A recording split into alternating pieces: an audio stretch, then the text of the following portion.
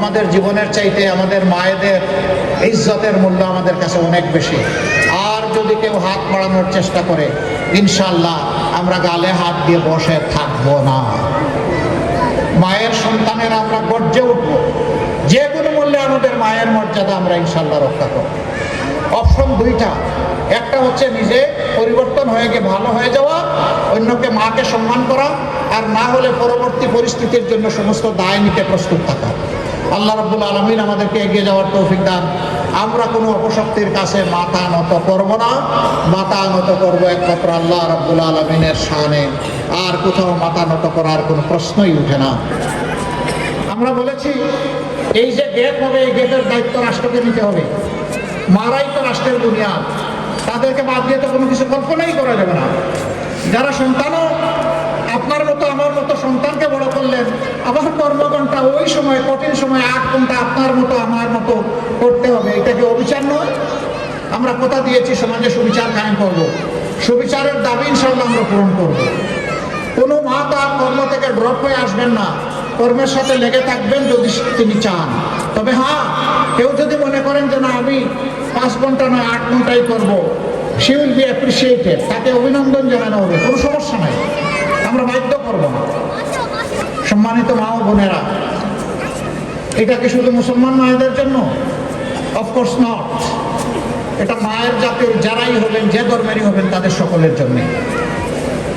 তবে একটা জিনিস আমরা ফিল করি, চলাচলে সফরে প্রয়োজনে আপনাদেরকে বিভিন্ন মার্কেটে একান্ত প্রয়োজনে যেতে হয়, কিন্তু পুরুষদের জন্য পর্যাপ্ত ওয়াশরুম, নামাজের জায়গার ব্যবস্থা থাকলেও মহিলাদের জন্য, নারীদের জন্য সেটা থাকে না। আল্লাহ যদি আমাদেরকে এই সুযোগ দেন, জায়গায় জায়গায় মার্কেট যারা বানাবেন তাদেরকে কন্ডিশন দিয়ে দেওয়া হবে, এইটা নিশ্চিত করতে হবে আপনাদের। পুরুষরা দৌড়াদৌড়ি ছোটাছুটি করতে পারবে, আমার মা যাবে কোথায়? যার সবচেয়ে প্রয়োজন তার জন্যই কোনো ঠিকানা নাই, যার প্রয়োজনটা ছোট তার জন্য সব রেডি করে রাখা হয়েছে। আমরা মাতৃতান্ত্রিকতাও চাই না, আমরা পিতৃতান্ত্রিকতাও চাই না, আমরা একটা মানবিক সমাজ চাই। উভয়ের সমন্বয়ে আমরা একটা মানবিক সমাজ চাই। আমরা কোনো ক্লেশ চাই না, বিভাজন চাই না, ধর্মেও চাই না, বর্ণেও চাই না, আমরা কোনো জেন্ডারেও কোনো ব্যবধান চাই না। তবে আল্লাহ তাআলা যার জন্য প্রাকৃতিকভাবে যা তৈরি করে দিয়েছেন সেইটাকে নিয়ামত হিসাবে কবুল করে নিয়েই আমাদের শুকরিয়া আদায় করতে হবে। এইটাই আমাদের কথা। আপনাদের প্রতি আমাদের অনুরোধ, 12 তারিখে 2টি বুক, একটা হচ্ছে হা বুক। হা মানে হচ্ছে বাংলাদেশ জিতে যাওয়া, হা মানে হচ্ছে আজাদি, হা মানে ফেসিবাদ, যন্ত্রণা আর ফিরে না আসা। অতএব ইনশাআল্লাহ আমাদের প্রথম বুকটি হবে হা। দ্বিতীয় বুক ন্যায় এবং ইনসাফের বিপক্ষে। পরিষ্কার কথা, দূর অতীতে আমাদের যাওয়ার দরকার নাই। যেদিন থেকে আল্লাহ তাআলা কিছু মুক্তির ব্যবস্থা করে দিলেন, 5ই আগস্ট 24 সাল, সেদিন থেকে কার আমলনামা কেমন, কার দৃষ্টিভঙ্গি, চলাফেরা, কাজকর্ম, আচার আচরণ, কার নীতি পলিসি কেমন, সেইটা আপনাদের সকলের সামনে পরিষ্কার। এখানে যাদেরকে সুনীতির উপর পাবো, যাদের উপর আস্থা রাখতে পারবো, আমার দেশ, আমার মাটি, আমার মা, আমার ভাই, সবার আমানত যারা রক্ষা করতে পারবে, ইনশাআল্লাহ 12 তারিখের ভোট তাদের পক্ষে হবে। আমরা ইনসাফের প্রতীক দাঁড়িপাল্লা দিয়েছি, আমরা ওজন করে সকলের পাওনা তার ঘরে পৌঁছে দিতে চাই। যার যেটা অধিকার, যার যেটা পাওনা, সেইটাই দাঁড়িপাল্লার নিক্তিতে ওজন করে ইনশাআল্লাহ আমরা পৌঁছে দিতে চাই। আল্লাহ যেন আমাদেরকে তৌফিক দান করেন। মায়ের আসর মানবতার বিজয়ের জন্যে, আল্লাহর দ্বীনের বিজয়ের জন্যে, একটি সুষ্ঠু পরিশীলিত সভ্য উন্নয়নমুখী সমাজের জন্য আমরা এগিয়ে যাই।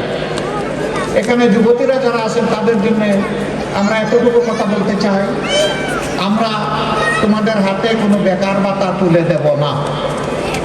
আমরা তোমাদের 2টা স্কিল উপহার দিব। একটা হচ্ছে লিঙ্গুইস্টিক স্কিল, ভাষার দক্ষতা, ইংলিশ আরবি, অবভিয়াসলি যার জন্য যেটা প্রযোজ্য, বাংলা তো আমার আছেই।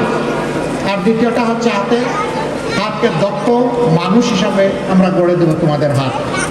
সেই প্রফেশনাল এডুকেশন আমরা দেবো ইনশাআল্লাহ, যাতে তোমরা সম্মান এবং মর্যাদার সাথে কাজ নিয়ে তোমরা থাকতে পারো, বেকার ভাতা নিয়ে নয়। আমরা বেকার ভাতাকে মনে করি যুব সমাজকে অপমান করার সামিল।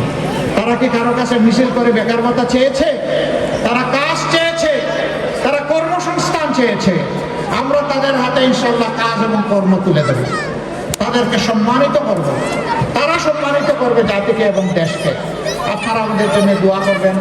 12 তারিখের এই বিজয় বাংলাদেশ জামাতে ইসলামের বিজয় না হয়ে 12 তারিখের এই বিজয় হোক 18 কোটি মানুষের বিজয়। 18 কোটি মানুষের বিজয় যদি হয়, আলহামদুলিল্লাহ, এটা হবে জামাতে ইসলামের বিজয়। আমরা কোনো ব্যক্তি, গোষ্ঠী, পরিবার, দলের বিজয় চাচ্ছি না। আমরা চাচ্ছি সত্যিকার অর্থে মানবতার বিজয়, 18 কোটি মানুষের বিজয়। আমাদের চোখে সকলেই সমান। নাগরিক হিসাবে এই দেশে যারাই জন্ম নিয়েছেন, যারাই বসবাস করেন, আমরা সবার প্রতি শ্রদ্ধাশীল। তার ধর্ম বর্ণ আমরা দেখব না। তিনি আশরাফুল মখলুকাত, একজন মানুষ। আমাদের বিবেচনার জন্য এটাই যথেষ্ট। কষ্ট করে আপনারা এসেছেন, আপনাদের জন্য ঘর থেকে বের হওয়া অত সহজ না। এই যে এখানে ফুলকুড়িদের মেলা,